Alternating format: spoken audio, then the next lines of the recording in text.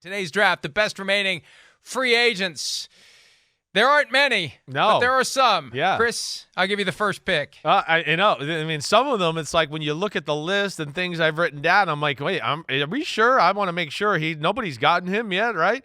The first guy, and I brought his name up a few minutes ago, but I'm going to throw him out there because I think he's a hell of a football player, and that is Leonard Floyd. Leonard Floyd sitting out there, top 10 pick. A huge staple of what the Rams did on defense the last few years, right?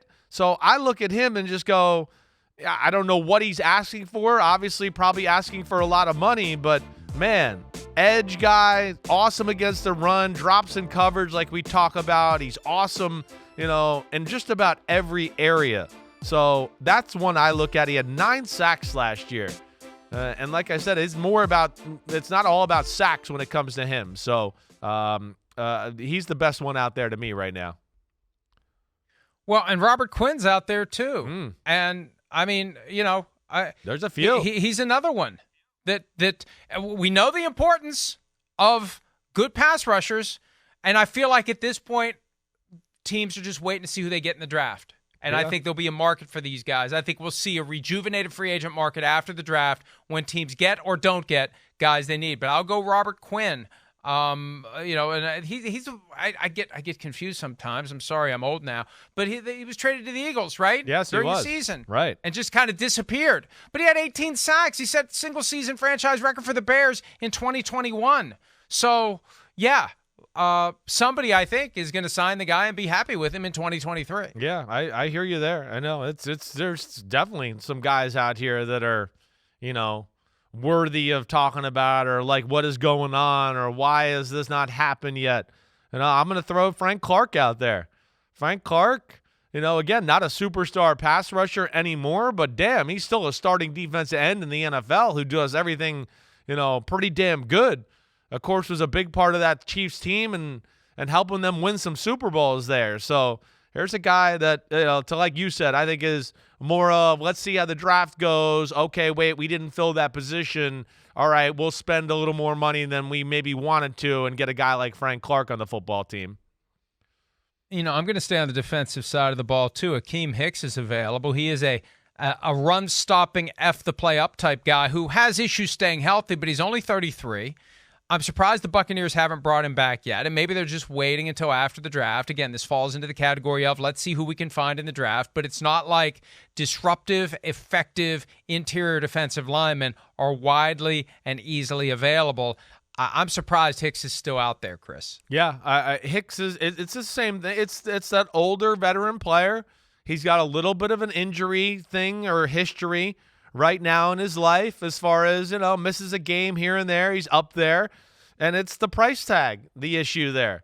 I think that's what it is more than anything. But I think a lot of these guys, Mike, it's along the same lines of what you're talking about. It's going to be kind of like, hey, gauge, what's out there.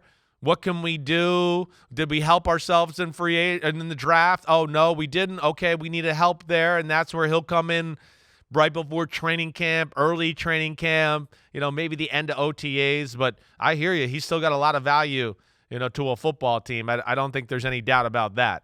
All right, one more. Offense or defense? We've gone all defense so far. There's not offensively, there's some old linemen out there, right? But gosh, there's just not a lot that you look at to where I go, wait, I want to draft him for this right now. The next guy I want to go to, honestly, and he's a little bit of a risk, but is Jadeveon Clowney. I mean, Jadeveon Clowney is still a force of nature on the edge. Now, what do you have to pay him and balance that with his age and, a little bit of the injury history as well. But, it's another edge guy that certainly is starting caliber in the NFL, and it just seems like it's a matter of time before the price gets right and he gets on a football team.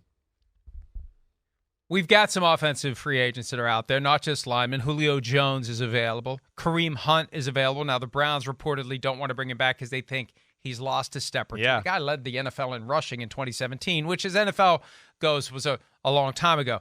I'm probably taking an unfair liberty. Okay. Because he's unofficially retired, although He really is a free agent, and he could sign with any team. Oh, you're so. This is just you can't come up and want to do these for the draft and then cheat the draft. Like you're like what? I can't even believe is he not a free agent?